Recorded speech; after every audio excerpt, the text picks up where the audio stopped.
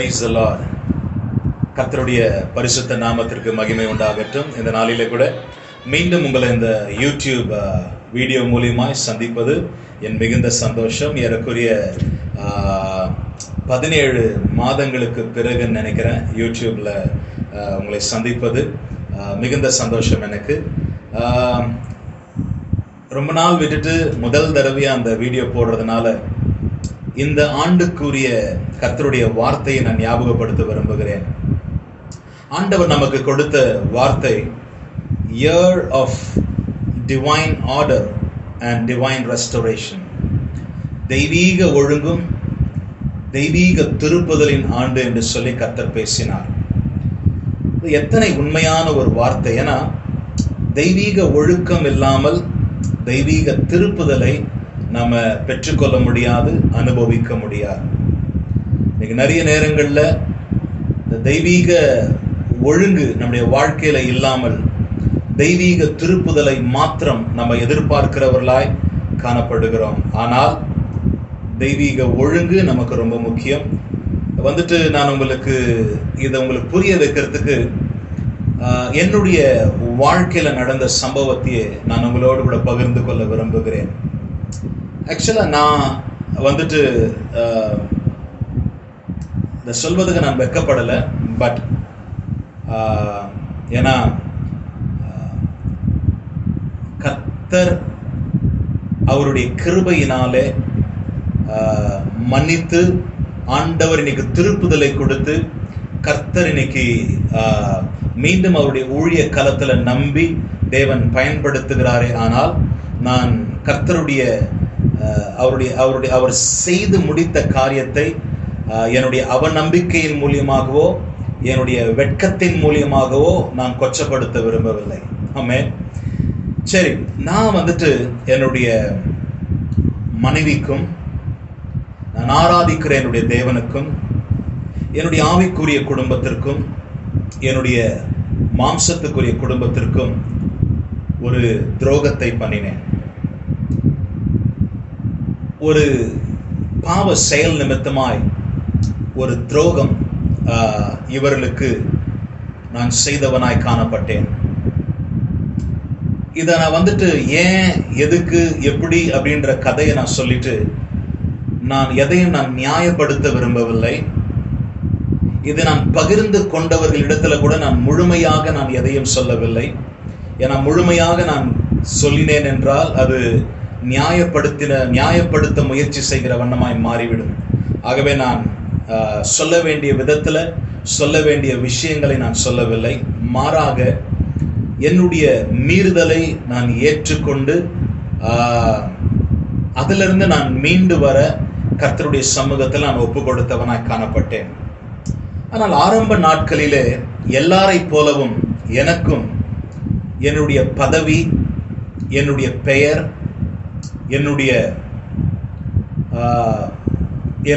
எனக்குரிய ஸ்தானம், ஜனங்கள் மத்தியில் என் மீது இருந்த அந்த நம்பிக்கை, இவைகள் மீது மாத்திரமே என் சிந்தை மையமாய் திரும்பி என்னுடைய மனம் திரும்புதல் ஒரு சூழ்நிலைக்கு ஏற்ற மனம் திரும்புதலாய் மாறிவிட்டதை நான் உணர்ந்து கொண்டேன். நான் ஏன் சொல்றேன்னு சொன்னா, ஒரு காரியம் என் வாழ்க்கையில நடந்தது.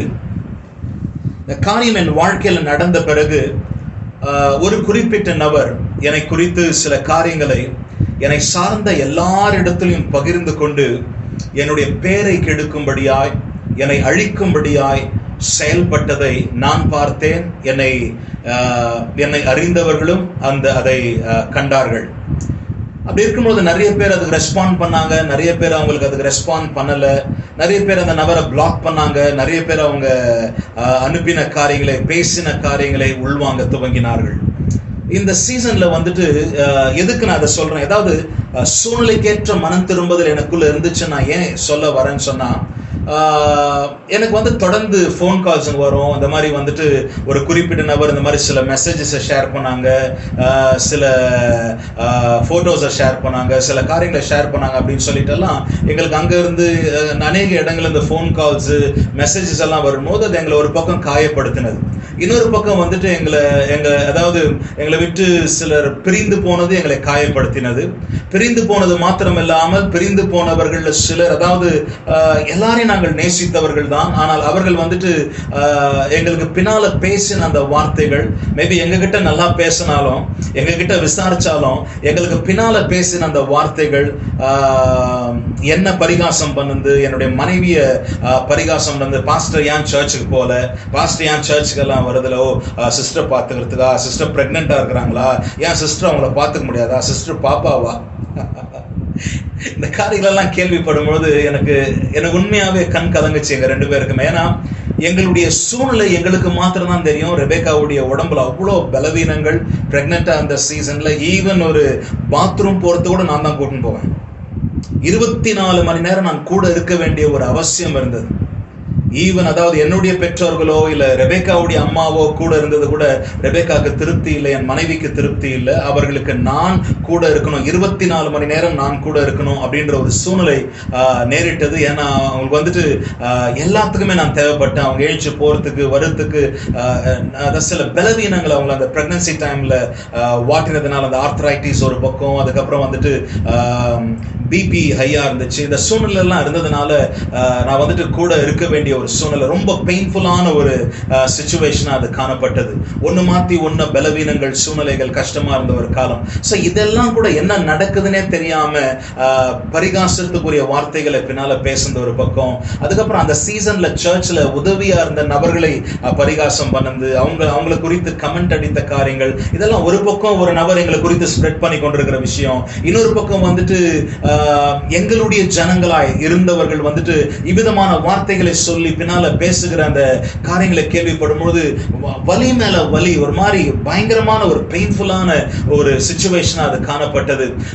அது இல்லாமல் வந்துட்டு நிறைய இந்த மாதிரி எங்களை பாதிக்கக்கூடிய சூழ்நிலைகள் நிறைய நடந்து கொண்டே இருந்தது. அந்த காலகட்டத்துல தான் வந்துட்டு நான் ஆண்டவருடைய சமூகத்துல மனம் திரும்புதலுக்குரிய ஜெபத்தை செய்தேன்.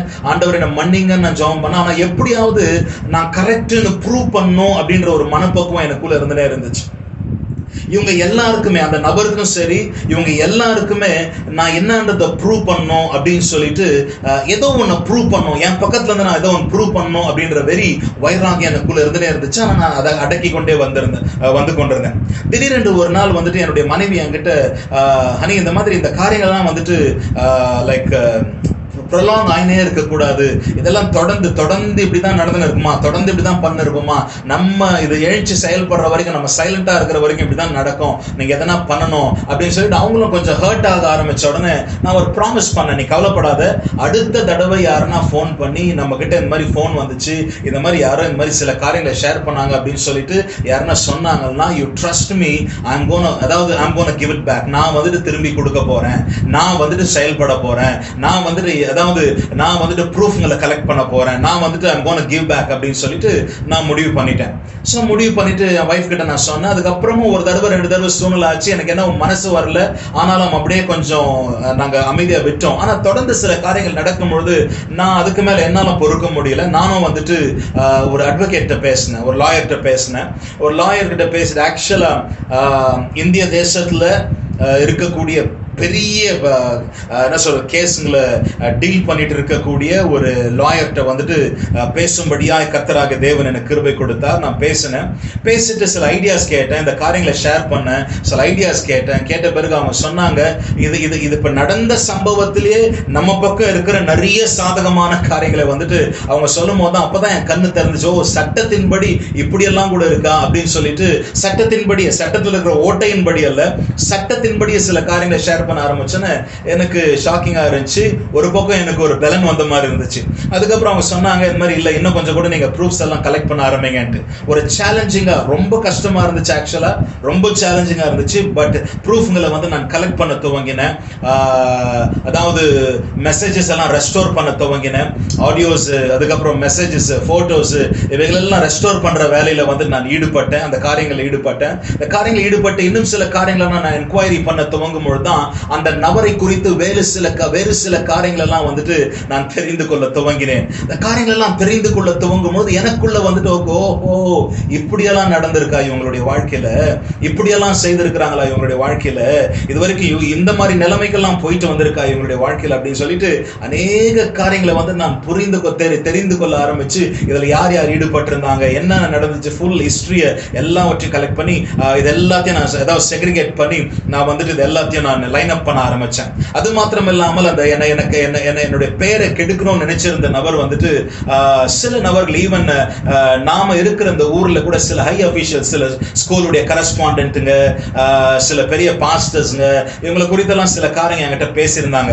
நான் ஒரு காரியம் முடிவு பண்ணேன், லீகல் நோட்டீஸ்ல இந்த இவர்களுடைய காரியங்களை இந்த பெயர்களையும் கூட மென்ஷன் பண்ணி இவங்களையும் கோர்ட்டுக்கு எடுக்கணும், இதெல்லாம் உண்மையா, இவங்களையும் கோர்ட்டுக்கு எடுக்கணும். சம்பேர் எனக்குள்ள பயங்கரமான ஒரு வெறி, இது எந்த எக்ஸ்டென்ட்டுக்கு போனாலும் பரவாயில்ல, எவ்வளவு தூரம் போனாலும் பரவாயில்ல, இதை நம்ம செய்யறோம் அப்படின்னு சொல்லி ஒரு வெறி, ஒரு வைராகத்துல இறங்கினேன். அதுக்கப்புறம் வந்துட்டு அந்த பழி வாங்குற உணர்ச்சி எந்த அளவுக்கு எனக்குள்ள இருந்துச்சு பாருங்க. அந்த பழி வாங்குற உணர்ச்சி, இதுதான் நான் சொல்றேன், அந்த உண்மையான மனம் திரும்புதல் எனக்குள்ள இல்லாததுனாலதான் கர்த்தர் எனக்காக வழக்காட வேண்டியவர் அவர் எனக்காக வழக்காடாம நான் எனக்குரிய காரியங்களை சீர்படுத்தி கொள்ள பாக்குறேன். பாருங்க எப்படி இருக்குன்ட்டு. நான் அந்த பழி வாங்குற உணர்ச்சியில என்ன வெட்கப்படுத்தின மாதிரியே நான் யாருக்கு இந்த லீகல் நோட்டீஸ் அனுப்பணும், எப்படி இந்த லீகல் நோட்டீஸ் அனுப்பணும் அப்படின்னு சொல்லிட்டு உற்றார்களுடைய பேர்கள், உறவினருடைய பேர்கள், சில பாஸ்டர்ஸுடைய பேருங்க, அதுக்கப்புறம் அவங்க பிள்ளைகளுடைய வாழ்க்கையில வரப்போகிறவருடைய டீடைல்ஸ், அவங்களுடைய அட்ரஸ்ங்க, இந்த காரியங்கள் எல்லாவற்றையும் நான் கலெக்ட் பண்ண ஆரம்பித்தேன். எல்லாவற்றையும் இவைகள் மீது என் கவனத்தை செலுத்த ஆரம்பித்து சேரக்கூடிய ரெடி. இது யாருக்குமே தெரியாது, எனக்கும் என் மனைவிக்கு விட்டுட்டு வேற யாருக்குமே தெரியாது. அப்படி நாங்க சில காரியங்களை வந்து செயல்பட ஆரம்பிச்சேன். நான் பேசுறேன், நான் லீகல் நோட்டீஸ் அனுப்புறேன் அப்படின்னு சொல்லிட்டு எப்படியெல்லாம் சட்ட ரீதியா லீகல் நோட்டீஸ் அனுப்பலாம் கூட நாங்க வந்து எல்லாம் ரெடி பண்ணி வச்சு எவ்ரிதிங் வாஸ் ரெடி. நான் வந்துட்டு எல்லாத்தையும் ப்ரொடியூஸ் பண்ண போறேன், லாயர்ட்ட நான் பேச போறேன், நான் லீகல் நோட்டீஸ்க்குரிய இனிஷியேட்டிவ்ஸ் எடுக்க போறோம். அடுத்த நாள் காலையில என் வேத தியானத்துல தேவ சமூகத்துல காத்திருக்கும் போது கர்த்தர் என்கிட்ட பேசுறார். ஆண்டவர் என்கிட்ட பேசி மன்னிப்பை குறித்து கர்த்தர் என்கிட்ட பேசுறார். அவர் எனக்கு காண்பித்த இரக்கத்தையும் நாம எப்படி மற்றவங்களுக்கு இரக்கம் காண்பிக்கணுன்றதை குறித்து கர்த்தர் என்கிட்ட பேசுறார். உள்ள அந்த வார்த்தை கிரியை செய்து ஒரு நாள் தள்ளி போட்டேன், 2 நாள் தள்ளி போட்டேன், 3ஆவது நாள் இல்ல இதை பண்ணணும் அப்படின்னு சொல்லி திரும்பி இறங்குறேன். திருப்பி காலையில கர்த்தருடைய வார்த்தை எனக்கு வருது என் ஜெப நேரத்துல. அதுக்கப்புறம் நான் டெய்லி டிவோஷன் பைபிள் ரீடிங் படிப்பேன். அந்த பைபிள் ரீடிங்ல அதே வார்த்தை வருது. அதுக்கப்புறம் YouVersion அப்படின்ற ஒரு ஆப்ல வந்து நான் டிவோஷன் பண்ணுவேன். அதுல படிக்கும் பொழுதும் அதுலயும் அன்னைக்கு அதே சப்ஜெக்ட் வருது. அன்னைக்கு என்கிட்ட சில ஊழியக்காரங்க பேசினாங்க, யார்கிட்டையும் எந்த காரியத்தையும் ஷேர் பண்ணல, அவங்களும் அதே விஷயத்தை என்கிட்ட பேசுறாங்க. ஒரு தொடர்ந்து அந்த செய்தி எனக்கு வந்துனே இருக்கவே நான் ஊர்ஜிதமா கர்த்தரதை என்கிட்ட பேசுறாரு அப்படின்னு சொல்லிட்டு நான் எந்த அளவுக்கு காரியங்களை என் கையில எடுக்கிறதுக்கு நான் அதாவது நான் செயல்பட்டு கொண்டிருக்கிறத உணர்ந்து எல்லாத்தையும் கர்த்தருடைய கரத்துல விட்டு கொடுத்துட்டு நான் உட்கார ஆரம்பிச்சேன்.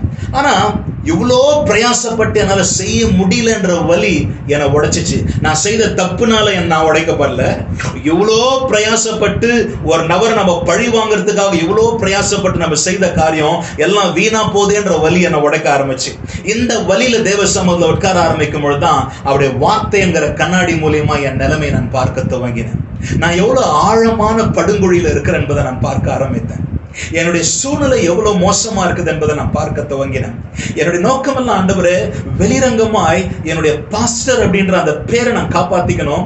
அதாவது என்னுடைய பேரு, என்னுடைய அந்த டெசிக்னேஷன், எனக்கு ஜனங்க கொடுக்கிற மரியாதை, இந்த ஊழியம், இது மேலதான் என் நோக்கம் இருக்குதே தவிர என்னுடைய நோக்கம் நான் உண்மை ஆண்டவரோடு கூட அந்த உறவு எனக்குள்ள புதுப்பிக்கப்பட்டுச்சா அது மேல எனக்கு நோக்கமே இல்லாத போன்ற நான் அப்பதான் உணர்ந்தேன். உடைக்கப்பட்ட ஆண்டவருடைய சமூகத்துல அது வரைக்கும் ஊழியம் யார் என்ன பேசுவாங்க, யார் என்ன சொல்லுவாங்க அப்படின்னு நினைச்சு கொண்டிருந்தேன்னா, ஆண்டவரே எனக்கு ஊழியமும் வேணாம், எனக்கு பாஸ்டர் என்ற பட்டமும் வேணாம், எனக்கு எதுவுமே வேணாம் ஆண்டவரே, நீங்க கொடுத்தா தானப்பா ஊழியம், நீங்களே இல்லைன்னா என்ன ஆண்டவரே ஊழியம், எனக்கு நீங்க வேணும் ஆண்டவரே, எனக்கு நீங்க வேணும் என்று சொல்லி ஆண்டவரோடு கூட உறவு கொள்ள கர்த்தருடைய பாதத்தை பிடித்து கொண்டு ஆண்டவரே என்னை மன்னிங்கப்பா என்று சொல்லி கர்த்தருடைய சமூகத்தில் என்னை தாழ்த்த துவங்கினேன். கர்த்தருடைய சமூகத்தில் என்னை வெறுமையாக்க துவங்கினேன். ஆண்டவருடைய சமூகத்தில் என் உள்ள முடைக்கப்பட்டு என்னையே பானபலியாய் தேவ சமூகத்தில் ஊற்றினேன். கர்த்தர் மனம் இறங்கினார். ஆண்டவர் மனம் இறங்கி அந்த செயலுக்குரிய காரியத்தை மாத்திரமல்ல, ஆண்டவர் அநேக காரியங்களை என்னை காண்பிக்க துவங்கினார். கர்த்தர் என்னோடு கூட பேச துவங்கினார். எனக்கு கொடுக்கப்பட்ட ஆலோசனை நிமித்தமா சில புத்தகங்களை நான் படிக்கும்போது பாரம்பரிய சாபங்களை குறித்து நான் அறிந்து கொள்ள துவங்கினேன்.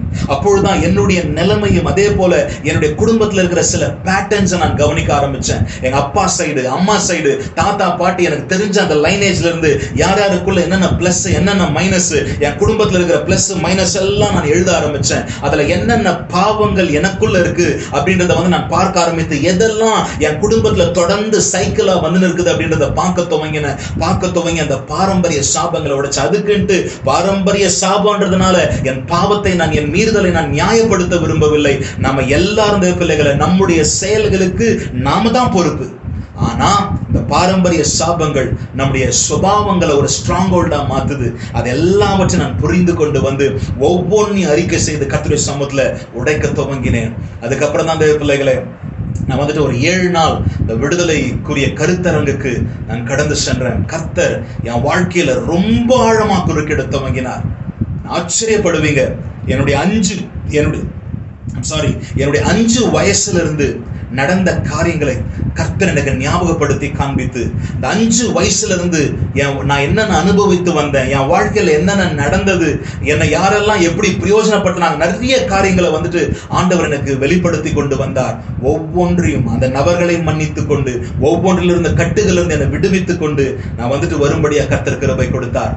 அந்த 7 நாள், அதுக்கப்புறம் இன்னொரு 5 நாள் இந்த கருத்தரங்குகள், இவைகள் எல்லாம் என்ன செய்ததுன்னா, என்னை பரிபூர்ண விடுதலைக்குள்ள நடத்தி இந்த விடுதலையின் ஊழியத்திற்கும் என்னை ஆயத்தப்படுத்துச்சு.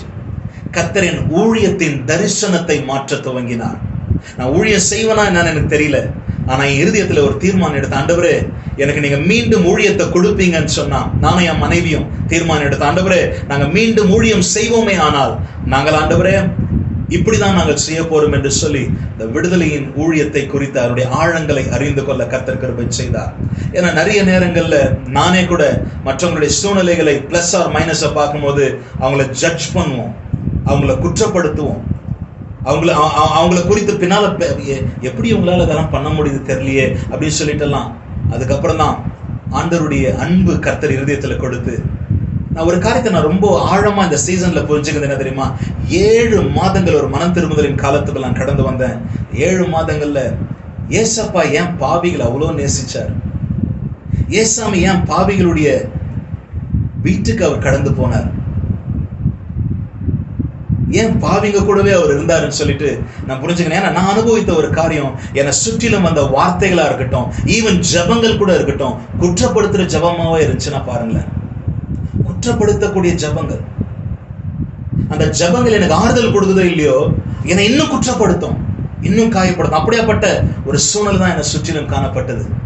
அப்பதான் இயேசு கிறிஸ்துவின் ஊழியத்தை நான் புரிந்து கொண்டேன். ஜீசஸ் மினிஸ்ட்ரி, அவர் ஊழியம் செய்த விதங்களை நான் புரிந்து கொண்ட ஆண்டவரே இப்படிதான்ப்பா நான் ஊழியம் செய்ய விரும்புறேன் என்று சொல்லி கர்த்தருடைய கரத்தில் நானும் என் மனைவியும் ஒப்பு கொடுத்து அதற்கான பயிற்சியில் நாங்கள் ஈடுபட்டோம். கர்த்தர் சொப்பனத்தின் மூலியமாய் ஆண்டவராகிய தேவன் மீண்டும் ஊழிய களத்தில் இறங்கும்படி கர்த்தர் பேசினார். தேவ வார்த்தையின் மூலியமாய் கர்த்தர் மீண்டும் பேசினார். அவசரப்பட்டு மீண்டும் களத்துல நாங்க இறங்கல, இன்னும் ஒரு கன்ஃபர்மேஷனுக்காக வெயிட் பண்ணோம். ஆனால் ஆண்டவர் மீண்டும் 2 கன்ஃபர்மேஷனை கொடுத்தார்.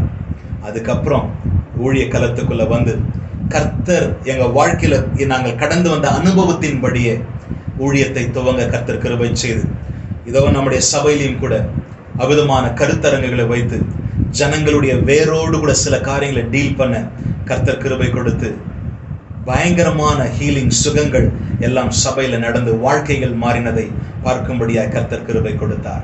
தேவ பிள்ளைகளே, இதை நான் ஏன் சொல்றேன்னு சொன்னா, என் வாழ்க்கையில பாருங்க ஒரு தப்பு வந்துச்சு. அந்த தப்புக்கு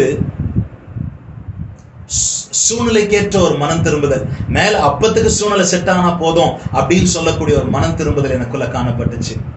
அது உண்மையான தெய்வீக ஒழுங்கு இல்லை. ஆனா அந்த உண்மையான தெய்வீக ஒழுங்கின்படி நான் எப்ப என்னை ஒப்பு கொடுத்து அந்த 7 மாத காலம் ஆண்டவர் என்னை எஸ்ன்னு சொல்ற வரைக்கும் அவருக்குள்ள நான் காத்திருந்து. இந்த நடுவில் நிறைய பேர் என்கிட்ட சொன்னாங்க, சிலர் வந்துட்டு பாஸ்டர் வாங்க பாஸ்டர் சர்ச்சுக்கு, வாங்க பாஸ்டர் சர்ச்சுக்கு, பரவாயில்ல நீங்க வாங்கன்னு சொன்னாங்க. சிலர் சர்ச்சுக்கு இப்போ போவாதன்னு சொன்னாங்க. நான் போன்னு சொன்னதையும் நான் காதுல வாங்கிக்கல, போவாதன்னு சொன்னதையும் நான் காதுல வாங்கிக்கல. எனக்கு மனுஷன் சொல்றது முக்கியம் இல்லை, எனக்கு தெய்வம் சொல்றது முக்கியமா காணப்பட்டு என் மனைவி கிட்டே அதான் சொல்லியிருந்தேன், யார் எதனா சொல்லிட்டோம் நான் காதுல வாங்கிக்குவேன். ஆனா நான் எடுக்க போற தீர்மானம் யாரோ எனக்கு சொல்லி அல்ல, கர்த்தர் எனக்கு என்ன சொல்றாரு அதான். ஆண்டவர் ஏற்ற நேரம் வரும்போது ஒரு மகிமையான திருப்புதலை கொடுத்தார். இந்த திருப்புதல் தேவ பிள்ளைகளை என் வாழ்க்கையில தேவ சமூகத்தை நான் உணர ஆரம்பித்தேன். அதை காட்டில் எனக்கு ஒரு சந்தோஷம் எதுவுமே இல்லை. எனக்கு அடுத்து ஊழியமே இல்லைனாலும் பரவாயில்ல, எனக்கு அவருடைய சமூகத்தை உணரக்கூடிய பாக்கியத்தை கர்த்தர் கொடுத்தார். ஆண்டவர் சபைக்குள்ள கொண்டு வரும்பொழுது சபையில ஒவ்வொரு ஆராதனையிலும் வித்தியாசமான சமூகத்தை உணர துவங்கினோம். திருவிருந்துல வித்தியாசம், ஆராதனையில வித்தியாசம், தேவ வார்த்தையை பரிமாறி அந்த ஜபிக்கிற நேரத்தில் ஒரு வித்தியாசம். வாழ்க்கைகள் மாறுவதில் இந்த கண்கள் குலமாய் மாறி வாழ்க்கைகள் அர்ப்பணிக்கிறதையும் பார்க்கும் பொழுது ஆண்டவரே இந்த திருப்புதலுக்காக நன்றிப்பா. வேத ஞானத்தை இங்க வச்சுன்னு பிரசங்கம் பண்ண ஒரு காலம் ஒண்ணு, ஆனா இப்ப கர்த்தருடைய அன்பை உள்ள சுமந்து அந்த தேவ தரிசனத்தை சுமந்து வாழ்க்கைகள் மாற வேண்டும் என்கிற உண்மையான தேவ தாகத்தோடு கூட இன்னைக்கு செய்கிற ஊழியம் வித்தியாசம். ஆண்டவரே இந்த திருப்புதலுக்காக நன்றி. ஆனா கர்த்தர் நம்மளை திரும்பி கொண்டு வரும்பொழுது இன்னும் மகிமையா தான் கொண்டு வருவார். அதை என் வாழ்க்கையில் நான் அனுபவிக்கிறேன், நான் பார்த்து கொண்டிருக்கிறேன். இதை கேட்டுக்கொண்டிருக்கிறேன் என் சகோதரனே சகோதரியே, நீங்க கூட சில சூழ்நிலைகளின் மத்தியில திருப்புதலை நீங்க எதிர்பார்த்து நீங்க காத்திருக்கலாம்.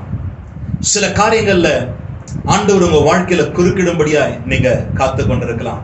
உங்களுக்கு ஒன்னே ஒன்று ஞாபகப்படுத்துகிறேன், ஆண்டவர் பட்சாபாதம் இல்லாத தேவன். நான் ஊழியக்காரனா இருந்திருந்தாலும் என் வாழ்க்கையில ஒரு தெய்வீக ஒழுங்கு வர வரைக்கும், நான் காரியங்களை முழுவதுமாய் கர்த்தருடைய கரத்துல ஒப்பு கொடுத்துட்டு உட்கார்ற வரைக்கும், என் வாழ்க்கை அவர் சொல்ற மாதிரி என் வாழ்க்கை லைன் அப் ஆகிற வரைக்கும், என்னுடைய மனம் திரும்புதல் அவருடைய வசனத்தின்படி லைன் அப் ஆகிற வரைக்கும், என்னுடைய எண்ணங்கள், என்னுடைய சிந்தைகள், என்னுடைய செயல்கள் அவருடைய சித்தத்தின்படி லைன் அப் ஆகி அந்த ஆர்டர்ல அந்த ஒழுங்குல வர வரைக்கும் கர்த்தர் என் வாழ்க்கையில திருப்புதலை கொண்டு வரல. இன்னைக்கு இதை கேட்டுக்கொண்டிருக்கிற நீங்களும் கூட மேபி எந்த காரியத்திற்காக நீங்க ஜெபம் பண்ணுகிறீங்கன்னு எனக்கு தெரியாது. உங்க வாழ்க்கையில ஒரு காரியத்தை வாஞ்சிங்க, ஒரு தெய்வீக ஒழுங்கு நம்முடைய வாழ்க்கையில கடந்து வரும்படியா கர்த்தரை நோக்கி பாருங்க. ஒரு தெய்வீக ஒழுங்கு உங்க குடும்பத்துக்குள்ள வறுமையானால் கர்த்தருக்கும் உங்களுக்கும் இருக்கிற அந்த உறவுல ஒரு ஒழுங்கு, உங்களுக்கும் உங்க குடும்பத்துல இருக்கிற உறவுல ஒரு ஒழுங்கு, உங்களுக்கும் உங்க சபைக்கு இருக்கிற அந்த உறவுல ஒரு ஒழுங்கு, உங்களுக்கும் உங்கள் ஃபைனான்ஸ்ல இருக்கக்கூடிய அந்த ஒரு ஒழுங்கு, அதையும் நான் கற்றுக்கொண்டேன். அதுல இருக்கக்கூடிய ஒரு ஒழுங்கு நம்முடைய வாழ்க்கையின் எல்லா பகுதியிலையும் திருப்புதலை கொண்டு வரும். இதை கேட்டுக்கொண்டிருக்கிற என் சகோதரனே சகோதரியே, உண்மை உள்ளவர்களாய் நீங்க காரியங்களை ஹேண்டில் பண்ணுங்க. உண்மை உள்ளவர்களா, யாரையும் பிரியப்படுத்துறதுக்காக இல்ல, யார் என்ன பேசினாலும் அது நம்முடைய வாழ்க்கையில அது ஆயிட போறது இல்லை. கர்த்தர் நம்முடைய வாழ்க்கையில he has the final say, அவர் சொல்றதுதான் கடைசி. ஆகவே அவரை பிரியப்படுத்தும்படியாக உண்மையா வாழ்ங்க. ஒரே ஒரு காரியத்தை நான் சொல்ல விரும்புகிறேன். எப்ப நான் அந்த உண்மையான மனம் திரும்புதலுக்குள்ள வந்தேனோ, நிறைய சப்போர்ட்ஸ் எல்லாம் கூட ஸ்டாப் ஆயிடுச்சு. எங்களுக்கு தெரிந்த ஒரு சகோதரி எங்களுக்கு சப்போர்ட் பண்ணிட்டு இருந்தாங்க. அவங்களுக்கு நான் ஃபோன் பண்ணிட்டு சொன்னேன், இந்த மாதிரி சிஸ்டர், நீங்க வந்துட்டு உங்களுடைய ரத்தம், நீங்க கொடுக்கிற காசு வந்துட்டு நீங்க உழைக்கிற உழைப்பினால வரக்கூடிய ஊதியம், உங்க ரத்தத்தை, அதாவது இட் இஸ் உங்க லைஃபை நீங்க ஸ்பெண்ட் பண்ணி அங்க வேலை செய்றீங்க, அதுக்கு ஈடா கொடுக்கக்கூடிய சம்பளம், அந்த சம்பளத்துல இருந்து நீங்க வந்துட்டு எங்களுக்கு நீங்க ஒரு தொகையை அனுப்புறீங்க. நான் உங்களுக்கு உண்மையா இருக்கணும், நான் இந்த காரியத்தை செய்தேன், நான் விதமா என்னுடைய தவறுகளை நான் அவங்க கிட்ட ஷேர் பண்ணேன், என்னுடைய மீறுதல்களை ஷேர் பண்ணேன்.